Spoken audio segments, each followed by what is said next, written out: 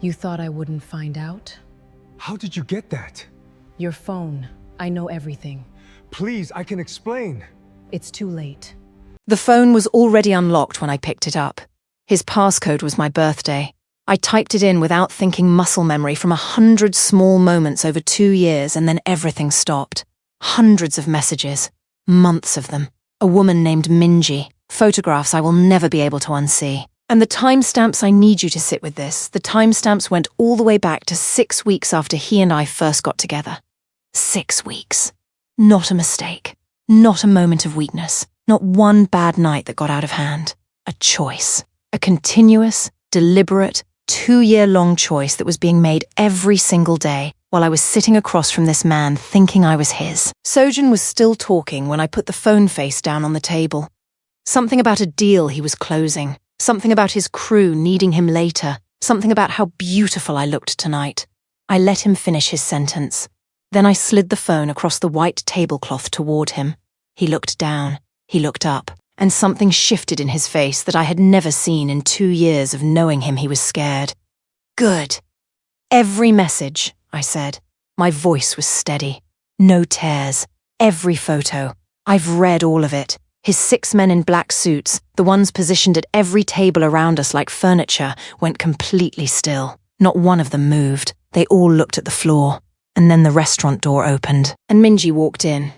She wasn't tea lost. She wasn't tea confused. She walked straight to our table in a black dress that told me she had also been getting dressed for this dinner, just a different version of it, because he had invited her. To our 2-year anniversary dinner. I stood up slowly. I picked up my clutch off the table. I looked at the man I had given 2 years of my life to sitting there with his tattooed hands flat on the tablecloth, jaw tight, not even trying to form the shape of an apology. We redone, I said, and I walked out. I was standing on the curb outside in the November cold, the most overdressed woman in all of downtown. No working card, dead phone, nowhere to go when a black SUV pulled up to the curb so smoothly it barely disturbed the air. The window came down. A man I had never seen before looked back at me. "Are you all right?" he said. "Not can I help you? Not do you need a ride? Just are you all right?" I didn't know his name yet. I didn't know he was one of the most powerful men in the country. I didn't know that Sojin had spent 2 years trying to dismantle everything this man had built, or that this man had been watching Sojin S-World come apart in slow motion and had been quietly making sure it landed nowhere near me. All I knew was that it was the first honest thing anyone had said to me all night, so I got in the car, and my entire life changed. Let me take you back, because you need to understand what 2 years with Park Sojin actually looked like before you can understand what it meant to walk away from it. I met him at a fundraising event downtown. My friend Tasha worked in non-profit development, and she dragged me to everything, and I went to this one because she begged me and because I needed to get out of my own head. Sojin was there because powerful men always show up wherever the lights are brightest, even when everything they actually do lives in the dark. He was the most magnetic person in that room. Not the loudest, not the most decorated, just still in a way that made everything around him seem like it was moving too fast. He looked at me across the room and he did not look away. And something in me, something I wish I could go back and talk some sense into, thought that kind of stillness meant safety. It did not. He was Korean. I meet as a black woman. And I want to be honest with you for a second, because that S, what this channel is built on. When people see an interracial romance story between a black woman and a Korean man, they already have the ending written before the first chapter starts. People in my life said it from day one. His world is closed. His family won T accept you. You resetting yourself up for something you don't fully understand yet. What none of them told me was that the real danger was not his world rejecting me. It was his world using me. He was careful at first. Generous in ways that became indistinguishable from love when you re-inside of them. A penthouse apartment, private dinners, trips I had never imagined for myself. His men treated me with a particular kind of respect, not warmth, exactly, but the careful deference of people who know who matters to the man they work for. I knew what he was. Not everything, not the full depth of it, but I knew Sojin was not a regular businessman. He ran things. He had people who answered phones at 3 in the morning. There were conversations that stopped when I walked into rooms. There were trips I wasn't invited on, doors I learned not to knock on, questions I learned not to ask. And I told myself the way people tell themselves things when they love someone, and not to look too closely, that as long as he came home to me, it was fine. That is the thing about a dark romance that nobody tells you. From the outside, danger looks like danger. From the inside, it looks like your life. You don't see the walls until you try to leave. 6 months ago, things started to shift. He was more distracted. The late nights got later and the explanations got shorter. He started handing me documents to sign property paperwork, he said. Accounts that needed a co-signer for tax purposes, nothing major. I signed them because I trusted him. I signed them because I was his girlfriend. And that is what you do when someone has spent 2 years making you feel like you belong in his world. But I noticed things. Small things I catalogued without admitting to myself what I was doing. His phone went everywhere with him. His passcode changed. He would go completely quiet mid-sentence, like he was suddenly somewhere else in his head. And the name Minji came up once in half a phone call I wasn't supposed to hear, in a tone that was too soft for any kind of business. I should have moved sooner. I know that now. But when someone builds a whole world around you, it is very hard to believe that world is a prison until the door is already locked. If you've ever loved someone who made you feel invisible while you were standing right in front of them, drop your city in the comments right now. Atlanta, Houston, Chicago, New York, London, Lagos. Wherever you are in this world, you are not the only one who has been there. Drop your city and let the next person reading those comments know they have company. The night of our anniversary, I got dressed in the cream dress he had picked out for me. I did my hair. I put on the earrings he gave me for my birthday. I told myself at my mirror that whatever unease I'd been carrying for months was just stress, that we were going to have a good night, that things between us were fine. I was at the table when he stepped away to take a call outside. He left his phone on the table, face down. And then it buzzed. His passcode was still my birthday. I think he forgot to change it. Or maybe somewhere in him he needed me to know. Either way, the second I unlocked the screen, everything I had been telling myself came apart at once. Because this was not just messages. It was a full life running parallel to ours for 2 years. Minji had been to the penthouse, our penthouse, the one I called home. She had met his family. The people he told me were complicated, the people he said weren't ready yet. She had been on the trips he told me were work. She had a drawer in the guest bedroom. She had a key. I read every word. All the way back to the beginning, to the timestamp, to 6 weeks after our first date. Then I folded my hands on the table and waited for him to come back. When he sat down, I slid the phone across the tablecloth without a word. He looked at the screen. He looked at me. He did not apologize. He leaned back in his chair and said, "And I need you to hear this, because it tells you everything about who he was and who he had always been," he said. "You always knew this life came with complications. Complications. 2 years of my life dismissed in one word. My career that I had put on hold because he didn't like me working late. My apartment I had given up to move into his building. The friendships I had let thin out because his world took so much of my time and my energy. The business idea I'd been carrying since I was 23, the one I had never pursued because there was always something more pressing, some version of his life that needed more of me than my own did. All of it. Complications. His 6 men looked at the floor. Nobody moved. And then the restaurant door opened, and Minji walked in, dressed, composed, like she had every right in the world to be there, and Sojin looked at her and then back at me, and the message was exactly as clear as he intended it. This dinner was not ending with us going home together. It was ending with me being replaced. In public. In front of witnesses. I stood up. I took my clutch. I did not flip the table. I did not raise my voice. I did not give him the satisfaction of watching me fall apart in a restaurant full of his people. I looked him in the eye one time. "We redone," I said, and I walked out. What I did not know until I was already on the sidewalk was that he had cancelled both of my bank cards before I made it to the door. Both of them. While I was sitting at that table reading through 2 years of his choices, he was already making sure I had no way to get home on my own. Because that was who Sojin was. He didn't just want to move on. He wanted to leave me stranded. His own SUV was still parked out front when I walked out. I passed it without a glance. I was not asking any man who worked for Park Sojin for a single thing, ever again. I was 3 blocks away when the rain started. Not a drizzle. Full, cold, November rain that soaks through everything immediately. I found a storefront awning and stood under it with my phone at 2% battery, no card that worked, and heels that were not designed for standing on concrete in the rain. My options were to wait for Tasha to call back, or wait for a miracle. My phone died before she picked up. I stood there for 4 minutes, I counted, before a car pulled up to the curb. Not Sojin-esque car. Different plates. A different kind of quiet. The kind that real money buys, where even the engine knows not to make noise.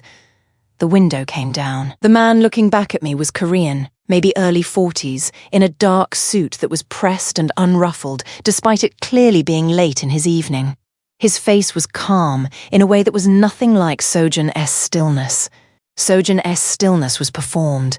This was the actual, settled quiet of a man who had nothing left to prove. "Are you all right?" he said. "I'm meters fine," I said. "Thank you. I did not move." He looked at the rain. He looked back at me. "I don't think you refine, and I don't think you have a way home. I'm meters working on it. Your phone has been off since you left the restaurant, and both of your cards were declined at the pharmacy on the corner 40 seconds ago." I stared at him. "How do you know that?" "My people have been nearby tonight." He said it simply. Not defensively, not as a threat. Like a fact that didn't he need to be decorated. My name is Hyun, Kwon Hyun Soo. I own the building across the street. I looked at the building across the street. 70 floors of steel and glass with his name carved in stone above the lobby doors. "You own that," I said. "Among other things," he said. I stood in the rain for another 5 seconds. Every reasonable part of me said, "Don't he get in this car?" But the part of me that had just spent 2 hours being systematically dismantled by the man I trusted most said, "This one is telling you the truth. At least that much. Right now." I got in. He ask questions on the ride. His driver, a quiet, deliberate man named Mr. Han, navigated downtown while Hyun held out a phone and told me to call whoever I needed. I called Tasha, told her I was okay, told her I'd explain everything tomorrow. When I hung up, Hyun said, "Are you hungry?" "There's food at my place. I just left a restaurant." "I know," he said. "That word. I know." "How long have you known about Sojin?" I asked. He was quiet for a moment. "Long enough to know tonight wasn't an accident. The invitation to her, the cancelled cards he planned, all of it. He wanted you to have nowhere to go." "Why are you telling me that?" "Because you should know who you spent 2 years with," he said. "And because someone should have told you sooner." His penthouse was on the 63rd floor. When the elevator opened, I stepped into something I genuinely did not have words for. Sojin had money I had been inside, Sojin says world for 2 years, and thought I understood what wealth looked like up close. But Hyun's space was something different altogether. There was no performance in it, no statement art, no gold-edged furniture, no obvious announcement of what things cost. Everything in that apartment was simply the best version of itself, the quietest, most intentional kind of wealth, the kind that has spent so long being real that it has nothing left to prove to anyone. His assistant was already there when we arrived. 3 other people were working at a long table in the corner, laptops open, papers spread out. This was a man who lived where he worked because for him the 2 things had never been separate. His chef brought food to the kitchen counter without being asked. I sat down across from Hyun and looked at a plate I hadn't ordered, in a kitchen I'd never been in, across from a man I had met 40 minutes ago, and tried to figure out what my life had become. "Tell me what happened tonight," he said. "Only what you re comfortable with." I don't know why I told him everything. Maybe because I was completely hollowed out and the truth was the only thing I had left. Maybe because something in his face made it clear he already knew most of it and wasn't going to pretend otherwise. Maybe because I had spent 2 years in a relationship where I couldn't say half of what I was thinking, and all of that had been building into something that needed to come out tonight, in this kitchen, in front of this particular stranger. I told him about the messages, about Minji, about the cancelled cards, about the documents I had been signing for the past 6 months, the ones Sojin said were property paperwork. When I mentioned the documents, something changed in Hyun's expression. His assistant came in with a tablet, Mr. Kwon. She set it on the counter in front of him, then looked at me. Both of you need to see this. It was a breaking news alert. Federal investigation into a Korean organized crime network operating out of this city. 3 names listed at the top. Sojin-'s name was second. I looked at Hyun. What does that have to do with me? He turned the tablet, and behind it, his assistant laid down a second document. A list of financial accounts. A series of transactions. A name repeating on every 3rd line. My name. The documents you signed over the past 6 months, Hyun said carefully. They weren't property paperwork. They were financial instruments used to move money through a series of shell accounts. On paper, the transactions appear to trace back to you. The room went very quiet. He set me up, I said. He used you, Hyun said. There is a difference, and we can prove that difference. I looked at him. My company has been a target of Sojin-'s organization for years, he said. He has tried to take 3 of my ventures. He has moved money against me in markets I spent a decade building. And 6 months ago, when his people began establishing accounts in your name, my team began documenting everything, every transaction, every timestamp, every signature, cross-referenced against your actual location at the time of signing. He paused. I could not act earlier without risking making your position worse. We had to be careful. You were protecting me, I said. Someone you had never met. I was protecting an innocent person, he said simply. And if I wasn't innocent? He looked at me for a long moment. Then I would have known that 6 months ago. At 2 in the morning, Hyun's legal team arrived. 3 separate firms, which told me everything about how this man operated. He did not put all of anything into one structure. They worked through the night at that long table while I sat at the kitchen counter with coffee and no sleep and tried to process the fact that my life had been taken apart and rebuilt in the span of about 8 hours. By the time the sun came up, the documentation proving I had been an unknowing participant, not a willing co-conspirator, not a business partner, just a woman who had trusted the wrong man with her signature, had been submitted through 3 independent channels. Hyun did all of this without being asked.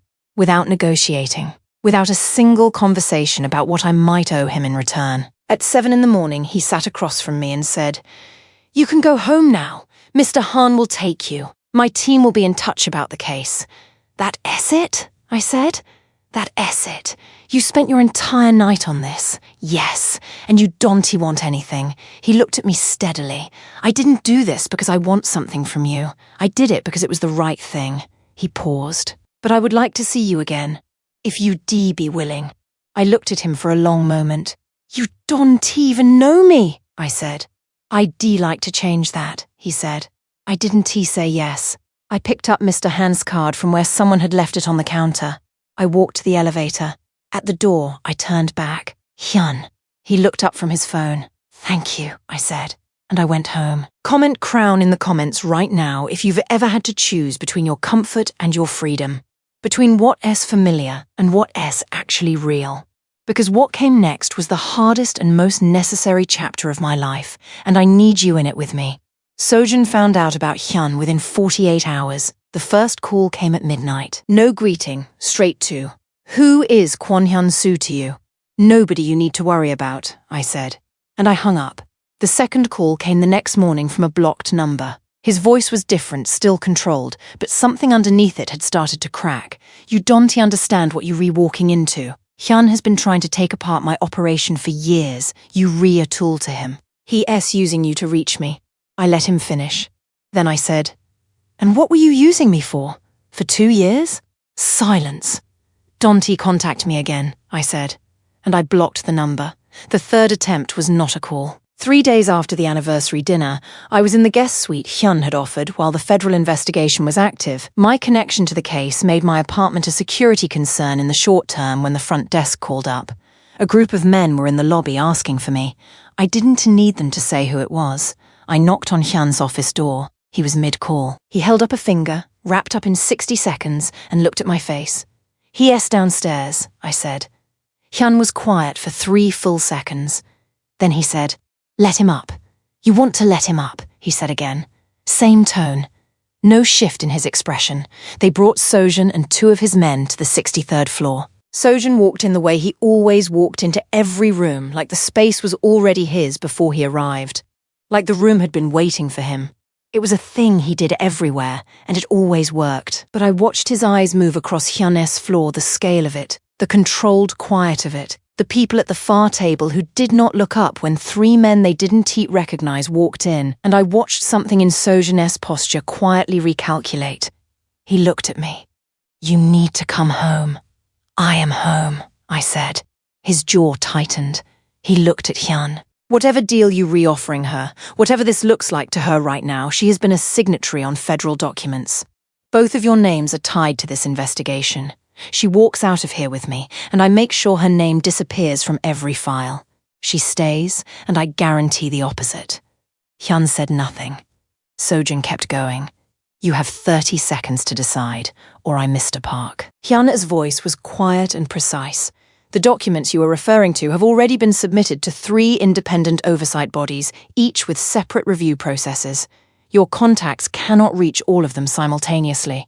You have," he glanced at his watch, "without any particular urgency, roughly 14 hours before the first warrants are issued." Sojin went completely still. "Furthermore," Hyun continued, "the financial trail from your organization's activity over the past 2 years, including every account established in her name, has been fully documented, time-stamped, and cross-referenced against your operational records. The case against her has been closed. The case against you is complete." The room was absolutely silent. Then Sojin turned to me, and his face did something I had never seen it do in 2 years. It collapsed, not into anger, into something that looked almost like the first honest thing he had ever shown me. 2 years, he said, low. Everything I gave you, everything I built around you. And you going to stand there with this man and let you cancelled my bank cards, I said, on our anniversary. While I was sitting at your table reading 2 years of messages about a woman I didn't know existed. I kept my voice even. You planned the entire night. You invited her before I was even out the door. You wanted me stranded on that curb. I paused and let that sit in the room. There is nothing left to talk about. He looked at me for a long time. Then he looked at Hyun. Then he left. He walked out with his 2 men, and the elevator doors closed, and the people at the far table kept working without looking up. I looked at Hyun. 14 hours, I said. He checked his watch. 12, actually.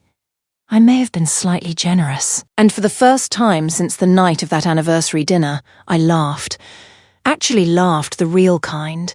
The kind that comes up from somewhere you didn't know still had something in it. 3 days later, Minji called me. I almost didn't pick up. Something made me anyway. She told me she hadn't known about me at first. That by the time she did, she was already inside his world in ways that made leaving complicated and costly. She wasn't asking for anything, she said. She just thought I should know. I believed her.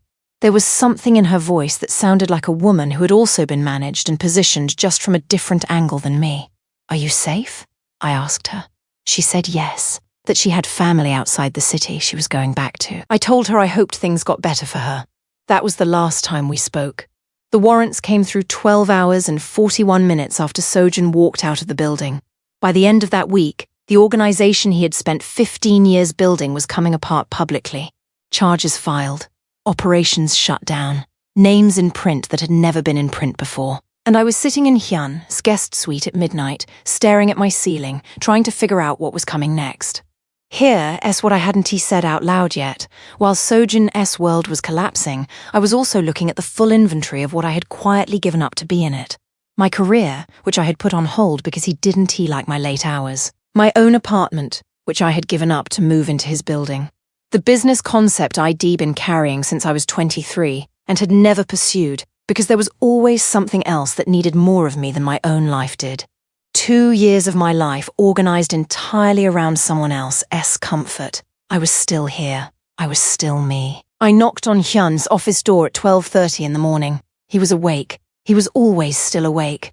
Can I ask you something? I said. Always. The night you stopped. You said your people were watching, but you got out of the car yourself. You came to me personally. I paused. Why? He was quiet for a moment. Because I know what it looks like when someone is holding themselves together on a public sidewalk and refusing to ask for help, he said. I've been on the other side of that before. Alone, in a city that doesn't stop moving for anyone. And someone showed up for me. He looked at me. Didn't he want that for you? I sat down in the chair across from his desk. I have a business idea, I said. He leaned back. Tell me. So I told him. All of it, the concept I had been carrying for years, the gap in the market I had mapped out, the thing I had never had the resources or the space or the time to pursue, because my life kept getting reorganized around everyone else's priorities. I talked for 45 minutes straight. He did not interrupt once. He took 3 pages of notes. When I finished, he set his pen down and looked up. This is good, he said. It's not your industry. It doesn't need to be my industry, he said. It needs to be yours. He picked up his phone. I have a meeting on Tuesday with a development group that funds exactly this kind of venture. I'd like you to come. I am not asking you to fund me. I know that, he said. I'm meters offering an introduction. What you do with it is entirely yours. I looked at him across the desk. Patient. Not waiting on anything in particular. Just present. Okay, I said. 3 weeks after the night I walked out of that restaurant, I went back. I didn't know until we were already heading there that Hyun had purchased that restaurant 14 months earlier as part of a larger hospitality acquisition. He hadn't mentioned it because he genuinely didn't think it was relevant. I thought it was one of the most significant things I had ever heard. He thought I was reading too much into it. We debated this for 4 full blocks and I'm meters not sure either of us won. The hostess greeted us at the door like we were expected. I already had my phone out when we walked in. Mr. Han had just sent through the final notification confirming my name had been formally cleared from every federal filing, and I was reading it when I heard the sound of someone going very still. I looked up. Sojun was there, small table near the window. Him and a woman I didn't recognize, which told me everything I needed to know about how quickly his life rearranged itself. He looked at me, then at Hyun. Then at Mr. Han and the 2 others who had taken up quiet positions near the entrance. And he looked smaller than I remembered. Not physically, just smaller than he had been in my head for the past 2 years. The room did not rearrange itself for him. The air did not tighten with his presence the way it used to. He was just a man at a window table, trying very hard to look like he wasn't the one being watched for a change. I thought I would feel something enormous in that moment. Triumph. Or one final spike of grief.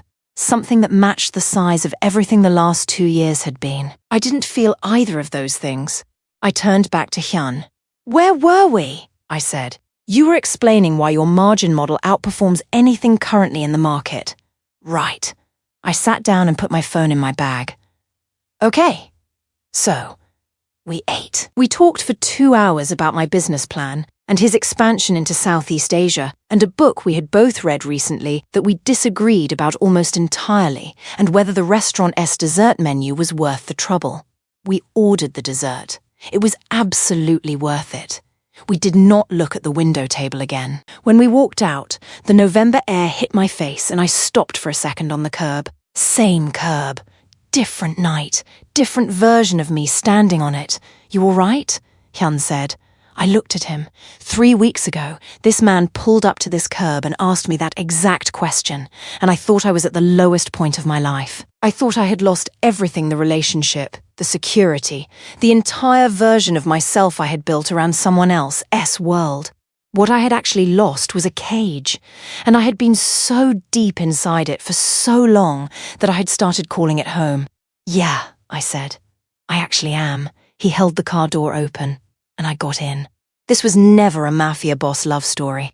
Not really. It was the story of a woman who stayed inside something too long because she had convinced herself that love required losing yourself, and who discovered on the worst night of her life, standing in the rain on a curb in a dress, she looked good in that the real thing doesn't ask you to disappear. Park Seo-joon showed me who he was on the night of our anniversary. He had been showing me who he was for 2 years. I just finally believed him. And Kwon Hyun-soo showed me something I had almost forgotten was possible. A man who carried that kind of power and did not use it against the people closest to him. A man who offered instead of took. Who asked instead of assumed. Who, 3 weeks in, had still not asked for a single thing in return for any of it. I don't know exactly where this goes from here. I know what goes next for me. My name on my own business. My career on my own terms. My life built the way I decide to build it. If you are sitting somewhere right now watching this and you are inside something that has been slowly taking pieces of you, I need you to hear this. You are not stuck. The door is already open. Sometimes we don't walk through it until someone we trusted pushes us out from behind. But either way we walk through, and what's waiting on the other side is yours.